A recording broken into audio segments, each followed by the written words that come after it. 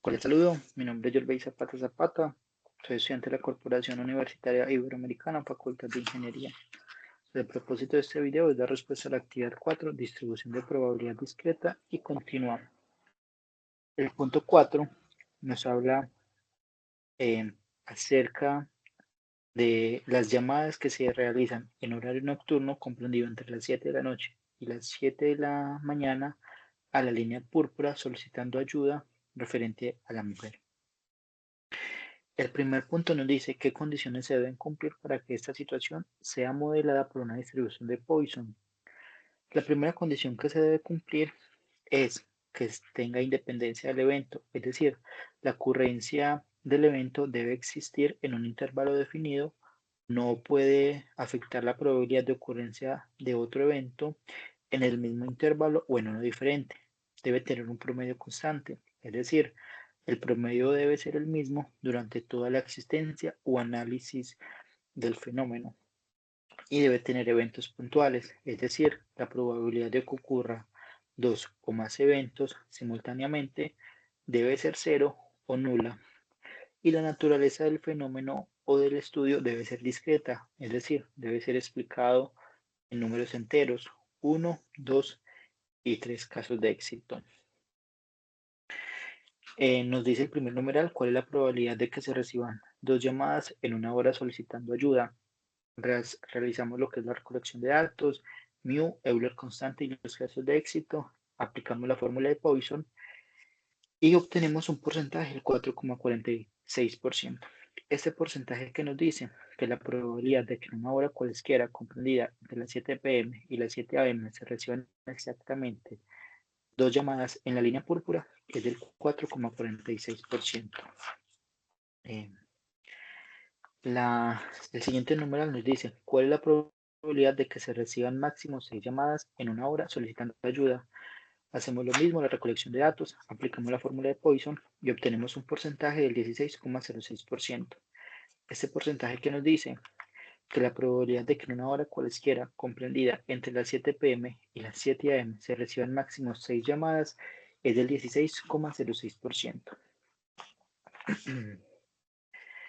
El siguiente numeral nos dice cuál es la probabilidad de que se reciban al menos 4 llamadas en una hora solicitando ayuda. Hacemos lo mismo, recopilación de datos, mu, Euler constante y x, que son 4 llamadas hora, que son los casos de éxito. Aplicamos la fórmula y obtenemos un porcentaje del 13,38%. ¿Qué nos dice este resultado? Que la probabilidad de que en una hora cualesquiera comprendida entre las 7 de la noche y las 7 de la mañana se reciban al menos 4 llamadas es del 13,38%. El siguiente numeral nos dice determine e interpreta la desviación estándar. Hacemos el procedimiento que se ve en pantalla y obtenemos una desviación estándar de 2,44 unidades, comprendiendo la unidad de medida como llamadas hora. ¿Qué nos dice la desviación estándar? Nos dice qué tan distante están nuestros datos de la media.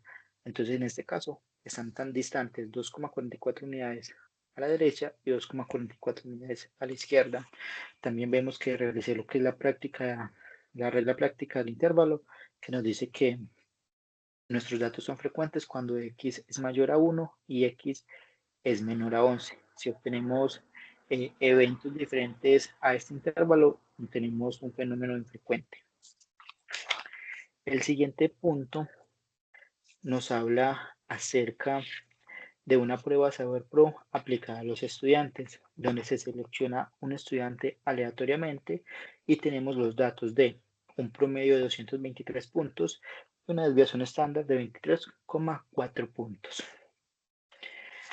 El primer numeral nos dice cuál es la probabilidad de que obtenga un puntaje máximo de 205 puntos en la prueba. Hacemos lo que es la recolección de datos, aplicamos la fórmula z es igual a x menos mu sobre la desviación estándar. Esta fórmula es conocida como la estandarización o tipificación.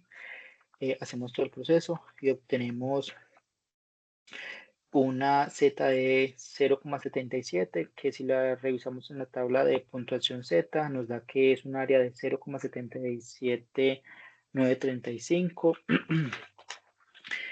Hallamos sobre este valor lo que es el complemento para finalmente obtener un 22,06%. Este porcentaje que nos dice que la probabilidad de que un estudiante seleccionado aleatoriamente obtenga un puntaje máximo de 205 puntos es del 22,06%.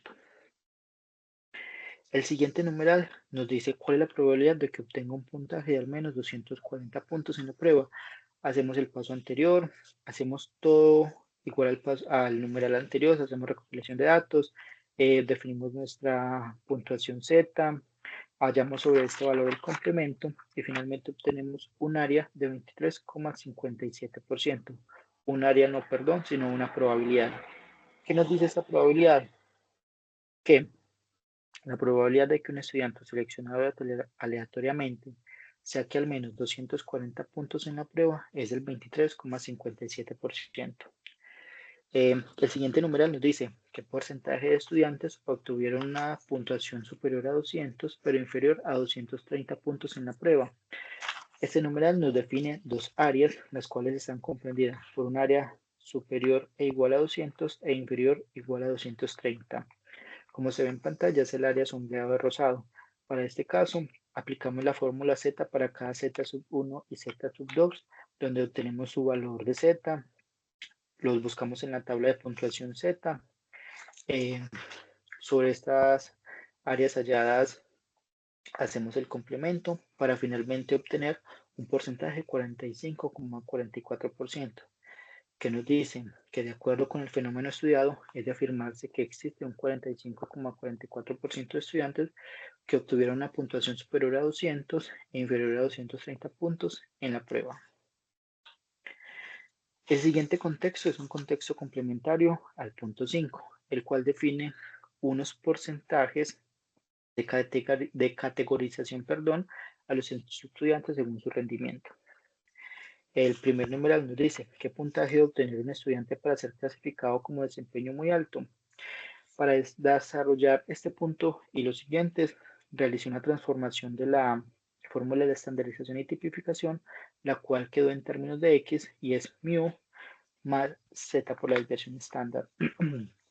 Entonces, ubicamos el área sobre la cual vamos a trabajar, que es el 90%, hallamos el valor equivalente a Z, que es de 1,28, hacemos la fórmula X es igual a mu más Z por la desviación estándar y finalmente obtenemos que X es igual a 252,95 aproximado a 253 puntos.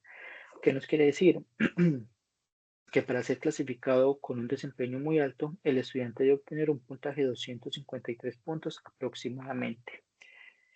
El siguiente numeral nos dice qué porcentaje debe obtener un estudiante para ser clasificado como desempeño bajo. Para definir desempeño bajo, tuve en cuenta los que obtuvieron un desempeño bajo y muy bajo. Para este caso, aplicamos la misma fórmula sobre el área que vamos a trabajar, sobre el 70% complemento a ese 30% de los estudiantes, hallamos su valor Z, aplicamos la fórmula y finalmente obtenemos un X de 211. ¿Qué nos quiere decir ese resultado? Que para que un estudiante sea clasificado con un desempeño bajo, como bajo y muy bajo, debe obtener un puntaje igual e inferior a 211 puntos. El siguiente numeral nos dice qué puntaje obtienen los estudiantes categorizados con un rendimiento alto. Entonces, para este ubicamos que los que obtienen un rendimiento alto son el 20%, pero vamos a trabajar con su área complemento, que es el 80%. Hallamos su valor en Z, que es 0,84, aplicamos la fórmula y finalmente obtenemos un X aproximadamente de 243 puntos, lo que nos dice o nos sugiere o nos propone que los estudiantes que son categorizados con un rendimiento alto deben de obtener 243 puntos o más en la prueba. Este sería el video que sustenta los puntos 4 y 5. Muchas gracias.